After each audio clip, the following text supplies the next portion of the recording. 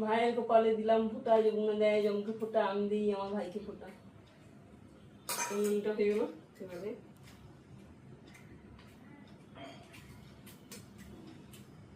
ভাইয়ের কপালে দিলাম ফোঁটা, যমুনা দেয় জমকে ফোঁটা, আমি দিই আমার ভাইকে ফোঁটা।